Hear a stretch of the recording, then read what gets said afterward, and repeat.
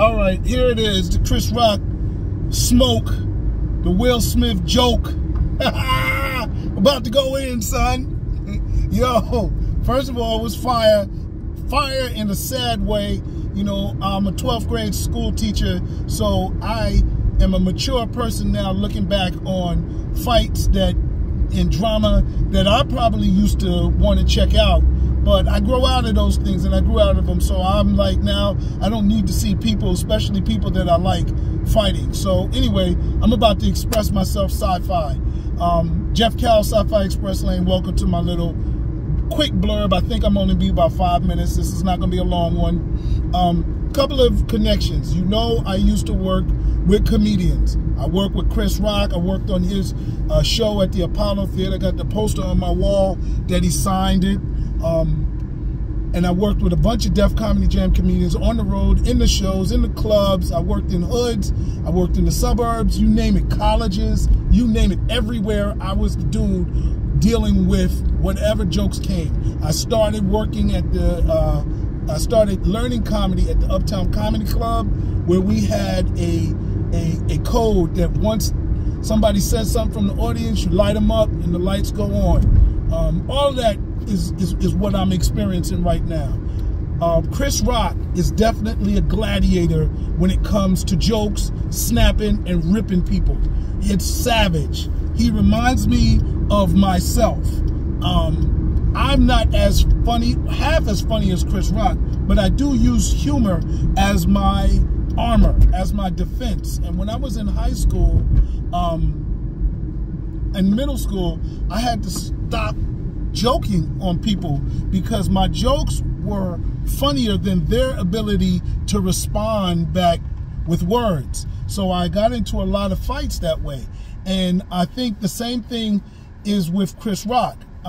Chris Rock has probably thick skin, or he has no filter, right? And his actions actually inspired my first movie. My first movie is called Holla If I Kill You. It's about a comedian that has a breakdown, a fall from grace, and people start disappearing and getting killed at the nightclub he works at. Well, his name is Holla Back in my story. And Holla Back was his trademark saying. Yo, it's funny, y'all, holla back. It's your boy, holla back. You know, and that was directly inspired by a comedian named Shucky Ducky. Shucky Ducky says, Shucky Ducky, whack, quack, quack, right? He says, Shucky Ducky, quack, quack. And the audience is supposed to respond. And that's his thing. It was his little gimmick. So a very famous taping of Def Comedy Jam that actually Chris Rock hosted featured one of my comedians, Rudy Rush, and Shucky Ducky, and Bernie Mac. Chris Rock was the host. Shucky Ducky is from the South. Def Comedy Jam was taped in New York City. It's a very cutting edge show. Hood, you might want to call it whatever. I was the audience producer. I'm the one that made sure the audience was there. Me and my cousin Tony and the whole crew, right? So we knew who we gave tickets out to. Very hardcore people that go to the clubs. We wanted it to not be Comedy Central. The producers wanted real, authentic reactions. So they gave Shucky Ducky a real, authentic reaction. I don't know too many of the clubs that Shucky Ducky had been performing at before he went on stage at Def Comedy Jam. A lot of the comedians from out of town would come and do our clubs and get themselves ready to approach the Def Comedy Jam stage. They would get a chance to see what the New York audience was like. Anyway, Shucky Ducky bombed. Chris Rock, now, mind you, let me also set it up. Def Comedy Jam was the launching pad. I had worked at the Apollo Theater for years, at least 4 years before Def Comedy Jam came out. And comedians was working their way up to get 20, 15 minutes of clean material to get on Showtime at the Apollo because it was a launching pad. When Def Comedy Jam came out, they was like, man, forget that. I can tell my jokes the way I want to tell them, and I can curse, and I can still blow up.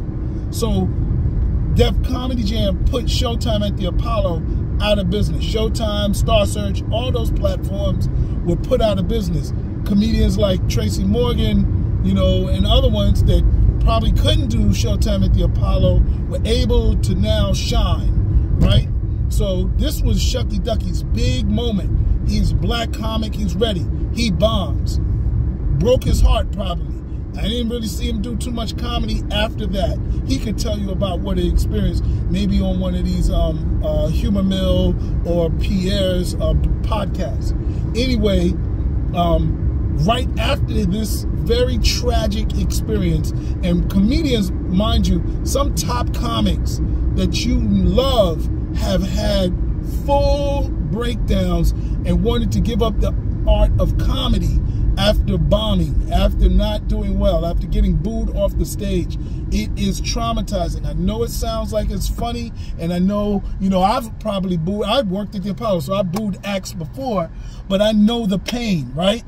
So, dealing with this inner pain, Chris Rock comes on the stage afterward and said, I don't know who this guy was, Shucky Ducky, whack, whack, and the crowd went hysterical.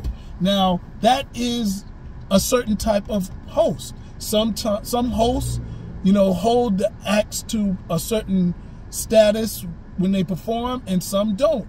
And, you know, it's not to say it's wrong what Chris did, but he's a tough guy, right? Tough skin type of guy. That thing, that whole experience is what made Bernie Mac come up on stage and say, you know, I ain't scared of you motherfuckers, or whatever, and they gave that classic performance that actually changed his style of doing comedy. He's from Chicago, and he was used to inner city tough crowds, so it didn't really scare him, but he knew he had to hit them hard. And fortunately, it wasn't Showtime in the Apollo, it was Def Comedy Jam, and he was able to adjust his routine, and the rest is history. Kings of Comedy, you know that. Anyway, I felt Shucky Ducky's pain, and I was like, yo, in my movie Holla If I Kill You, I gave the same exact scene along with some others that I had seen, but my comedian goes, holla back, after holla back bombs, and goes holla whack, and it's just catastrophic to my character, because these are guys that used to open for him when he was blowing up. Now they're making jokes on him after falling down. Now, I will say this, some jokes that we as regular people think are harmful and hurtful sometimes are the ones that comedians love the most, and it lights and ignites their fire to get out there and tell jokes strong and cutting edge themselves. What happened with Will Smith was he's more of a comedian than his wife Jada, and he understood the comedy in it. He probably wouldn't have responded on it because it was a funny joke. I actually think G.I. Jada would be a cool movie, or at least a skit, and they should do it the next time she hosts something. But anyway, once he saw Jada's reaction, or at least that's what I'm thinking, he then adjusted his response and went on stage and slapped Chris Rock. Chris Rock was like, that's the best you're gonna do, because you know we on stage, there's cameras around, you're not gonna, you know, now you just acknowledged that I gave a good joke. Mind you, I don't think the joke was that funny, but now that Will Smith gave it that reaction, oh, it's gonna be crazy. So anyway, that's my whole connection to this incident that took place. I identify with the pain, I identify with the whole scenario. I mean, I work with Chris Rock. Do I tell jokes like that? No, I watch myself, because there's people out here that don't know how to take jokes, and they stupid. But, you know, you're not allowed to go hit a comedian, so that's why there's jails. That's why we kick people out of the club. They can't take a joke. I don't buy none of that alopecia stuff about her hair. Shoot, fat people are not all obese because they overeat and have bad management. Sometimes, and especially with older people, it can be a side effect from medication. You know, so it doesn't stop the comedian from telling a joke, and all these people up here thinking that, you know, Will Smith was correct. You better not be laughing at any of those fat people jokes or any jokes that, you know, may have a real connection. So nah, I don't want to hear any of that. If you feel that Will was wrong and I mean Chris Rock was wrong and Will was right, you better not be laughing. And I bet you Will Smith better not watch the jokes that he tells, because people's going to be policing him from now on. Same thing with Jada. She better not laugh at nobody else's pain. She better be the last one. She better be coming to people's aids. I'm tired of a lot of these people talking about, oh, I wouldn't do this, oh, I wouldn't do that. All right, you know, if you think Will Smith was so right, then you better become an advocate for victims. Straight up. No excuse. No excuse. You want to voice and type and be all about this, you know, opinions on social media, then you need to be a social media advocate. That's it. No exceptions. So anyway, yeah, I made a movie about a comedian had a different reaction.